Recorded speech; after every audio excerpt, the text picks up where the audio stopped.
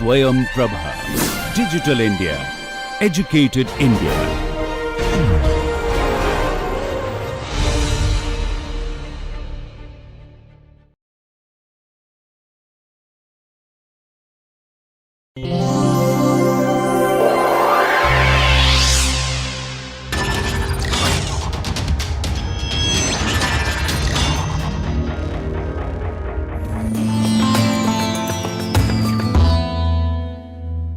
Okay, so let us come back. We were working through a design procedure for the pressure swirl or simplex atomizer, and we arrived at the following. We had an expression for CD, which is our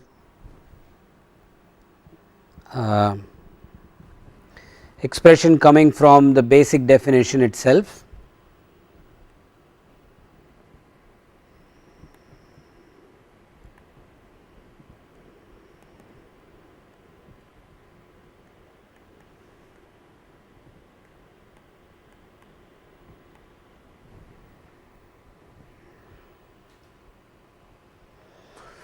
Then we found that CD is equal to this quantity,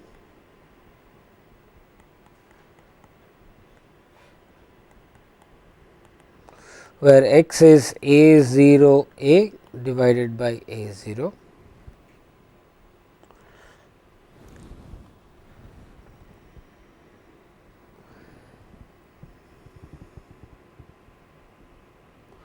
And from there we have K,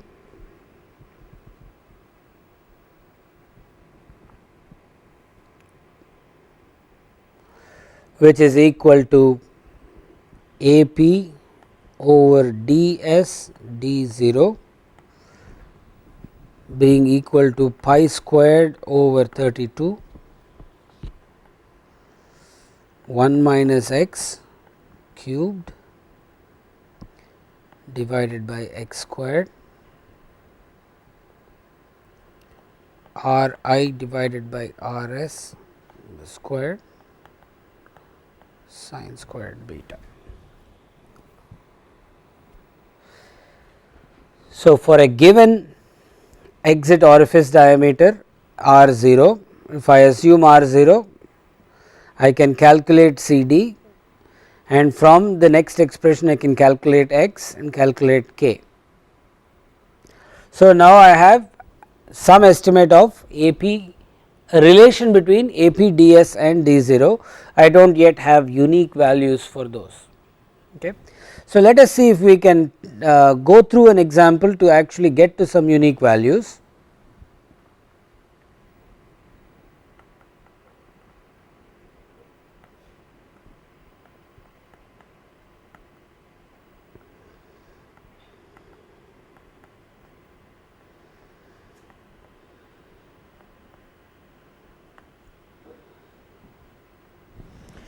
What do I have? Let us say I want to design a pressure swirl atomizer to operate from a supply of about 7 bar. So, just to give you some flavor for English units as well, that is approximately 100 psi, and I want a flow rate of 1 gallon per hour, which is approximately 3.875 liters per hour of some very light weight fuel. So, that is almost like jet A essentially. Okay, this is what is given to me. So, I say, can you design a nozzle that will do this?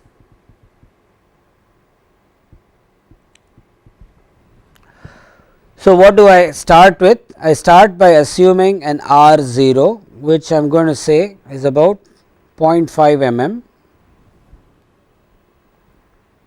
for a flow like this, and R 0 of 0.5 mm implies A 0 is pi So, I am sorry, if I choose the diameter to be 0.5 mm,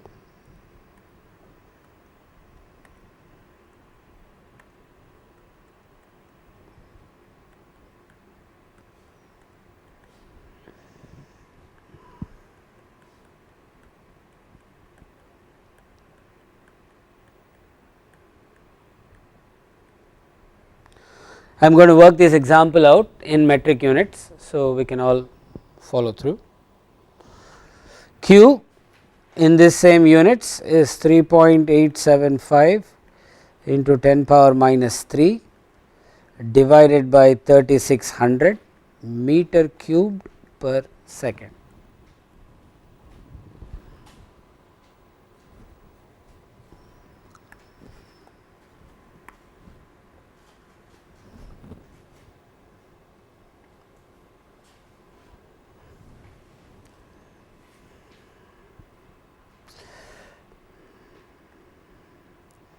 So, my first step was to start by assuming an R0, I have done that. I have chosen a D0 of 0.5 mm. I can now calculate a CD.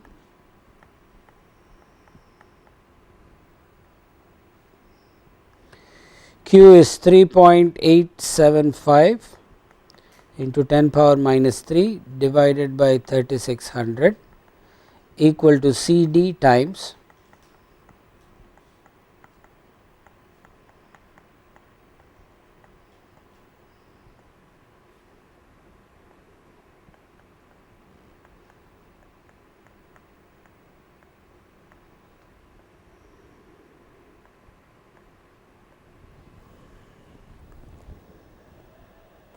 the supply pressure delta P is 7 bar.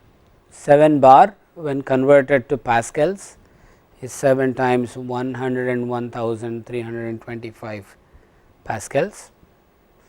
The density happens to be 875, and from here I can get a value of CD which will come out to 0.14.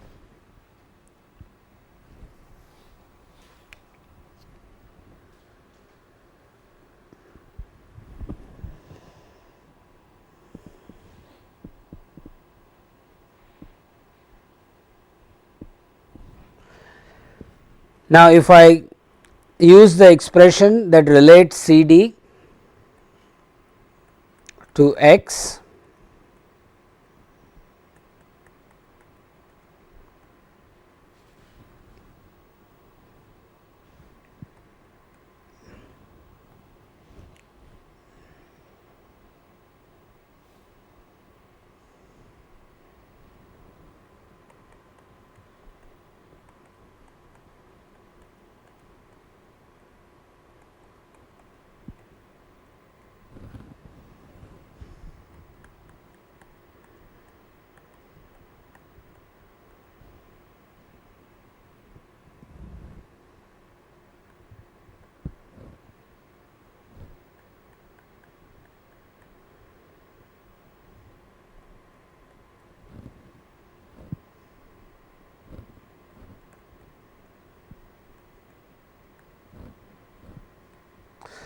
if I simplify it, I am trying to solve for X. If I make some rearrangements,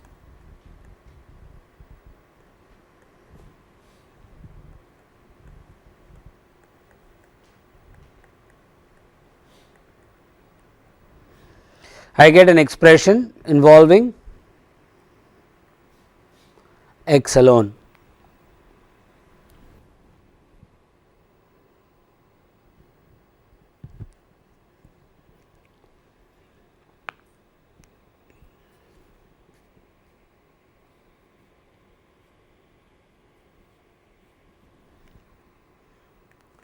From here I can find there is only one real root of X, it happens to be 0.69. I will abbreviate that, it is not really needed that I keep all those decimal places. So, X happens to be 0.69. Now, this is typical that like in this case I am finding that 70% of the cross sectional area is taken up by the air core and only 30% of the cross sectional area is available to the liquid film. So, let us make some simplifications. X by definition is the cross sectional area of the air core divided by the cross section exit cross sectional area for the flow. So, this would be R 0 A square divided by R 0. So, R 0 A divided by R 0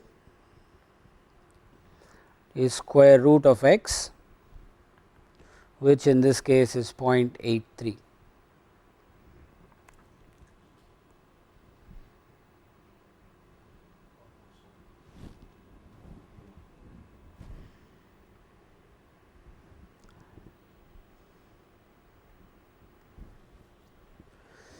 So, if I want to calculate the film thickness, T is R 0 minus R 0 A. I will just divide and multiply by R 0 and this is what I have. R 0 is 0.5 mm divided by 2. I have chosen the diameter to be 0.5 mm times 1 minus 0.83.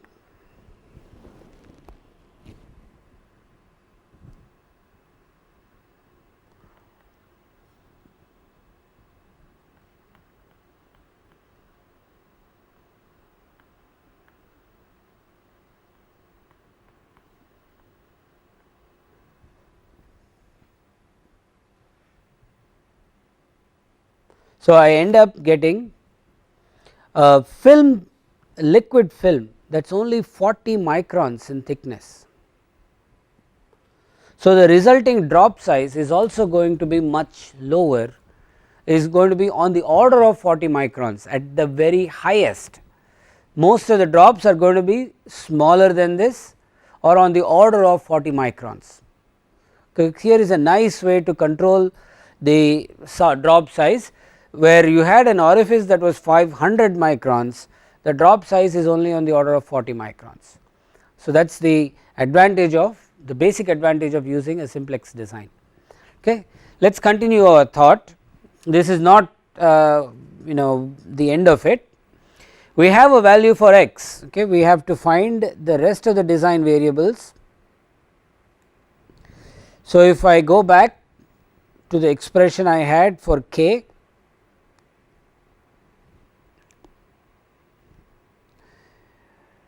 which is given by this, it is actually k squared is equal to this right hand side. If I substitute that, I have k squared equals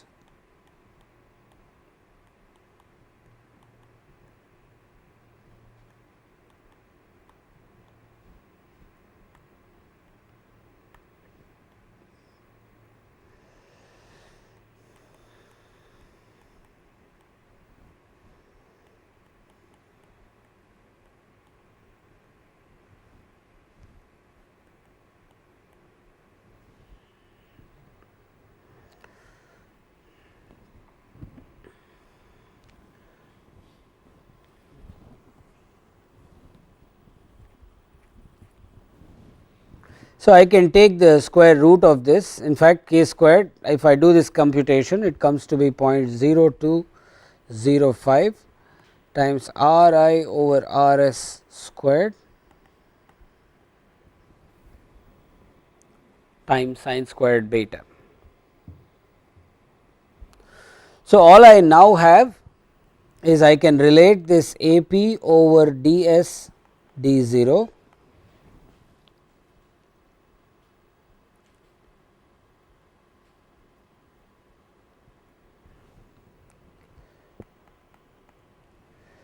to r I over r s and sin beta. All I have done is taken the square root on both sides.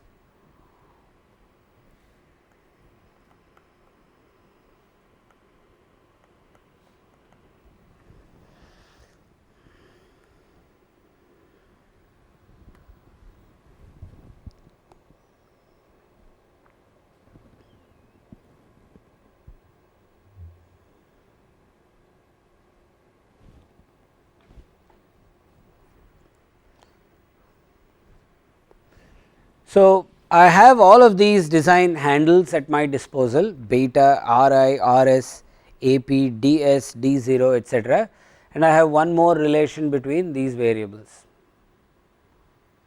Okay. You can notice that in this particular instance Rs and Ds cancel out to leave a factor of 2.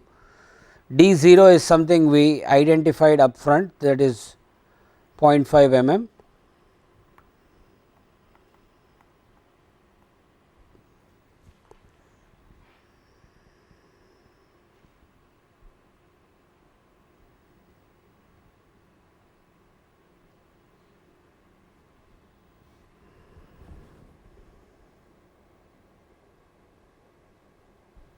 So, essentially I have an equation, I have a way of relating Ri to Ap that gives me this flow rate. Then lastly, if I take sin theta,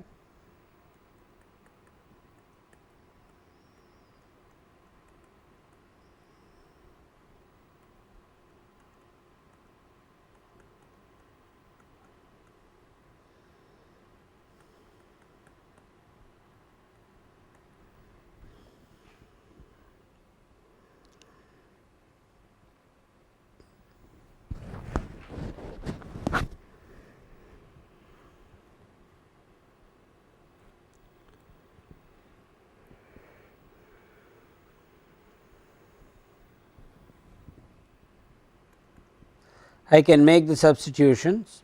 I know C d from the earlier calculation.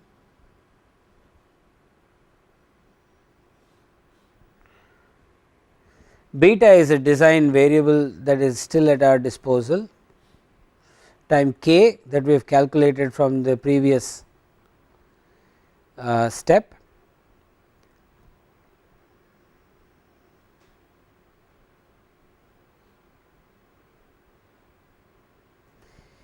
K is this 0.14 Ri over Rs sin beta. So, if I make that substitution,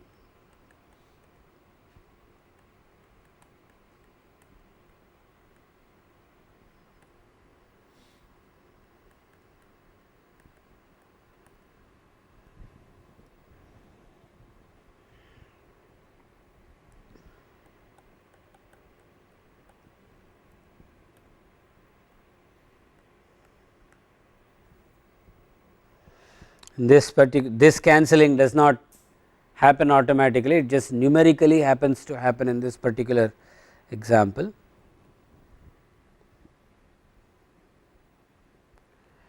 So, you will see that this gives us a value for theta that is almost 90 degrees.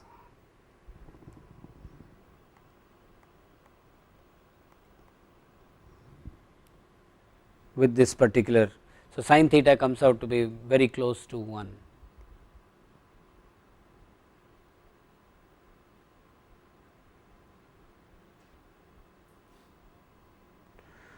I prefer using the expression for tan theta because that allows your you can without loss of ambiguity find theta that goes beyond 90 degrees. Okay. So, these are, so this is how we started with a certain set of inputs in the form of the pressure, the source pressure, Q, the volume flow rate, density, and by assuming a certain exit orifice diameter, we were able to go through the calculation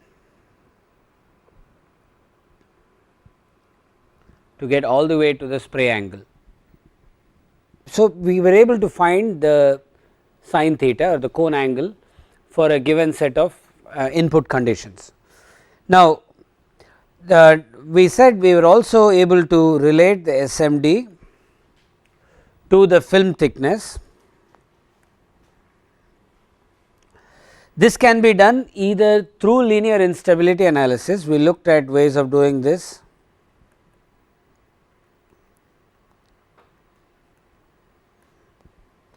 or through empirical data.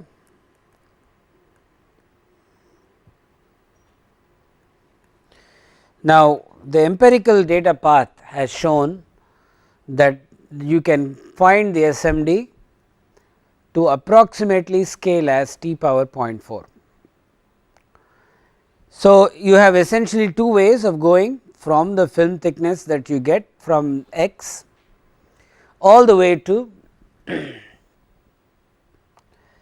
the solder main diameter in the spray as well as the cone angle. Now, let us go back to some of these expressions that we derived. Actually, that fell out of the analysis.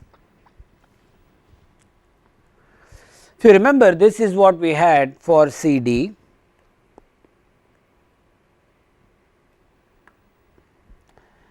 And this is what we obtained from the so called principle of maximum flow.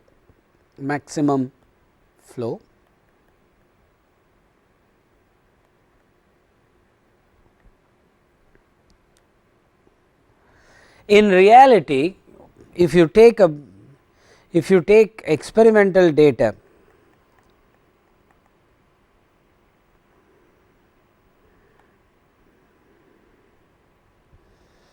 measured x and CD. So, if I take a range of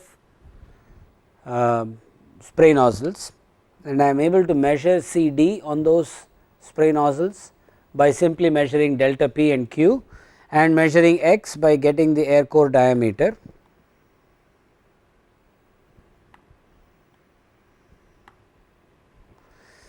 And what we find is that this in fact does show a linear CD in fact does show a linear scaling with this grouping of x, except it is off by about 15% in absolute value. So, this is the empirically corrected version.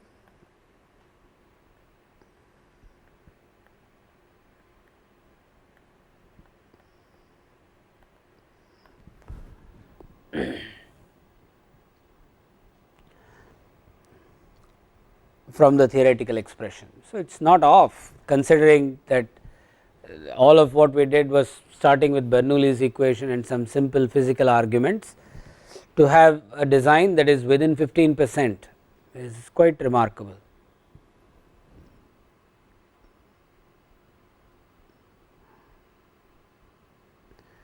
Now, another correction we need to make has to do with the fact that you have the we made the inviscid flow assumption. So, if we ask ourselves the question,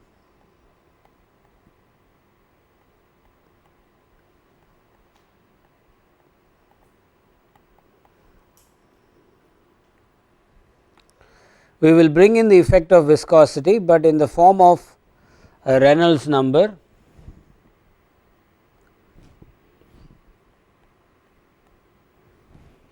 mu is the liquid viscosity,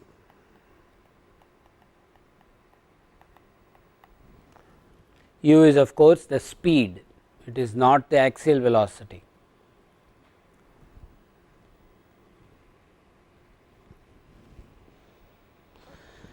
There is an expression due to Jones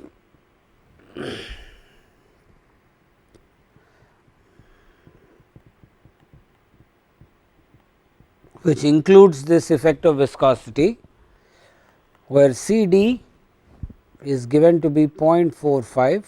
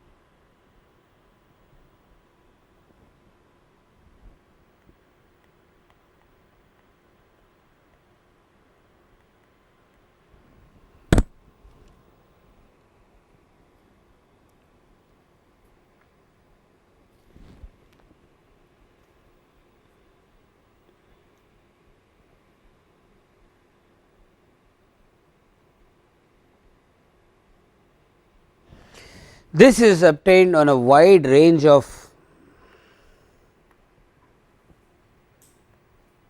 atomizers, mainly from the power generation sector, and this is one of those correlations that has withstood the test of time. Now, I want you to draw your attention, I want to draw your attention to some of the exponents in this correlation. C d is essentially what we had for Reynolds number raised to the power minus 0.02. It is in fact the smallest in magnitude of all of the different exponents in the correlation, and that clearly shows that liquid viscosity has no effect on the flow rate. It is quite surprising, and we talked a little bit about this as to why it shows this insensitivity. One reason is that as the liquid viscosity increases, you have essentially an increased fluidic resistance, because of which the axial velocity decreases, and your swirl velocity is affected even more than axial velocity, because of which the film at the exit is now thicker. So, you have two sort of effects that are acting to oppose each other. Fluid viscosity, like always, is trying to decrease the flow rate, and that same fluid viscosity is trying to increase the film thickness, which effectively increases the flow rate. So, these two effects counteract to give you a very weak exponent for the viscosity. So, in fact, if I write this correctly, the way C d is mu power 0.02. So, it is as the viscosity increases, C d increases to the power 0.2. So, if any, as the viscosity increases, the flow rate through the nozzle increases, albeit only by that power 0.02.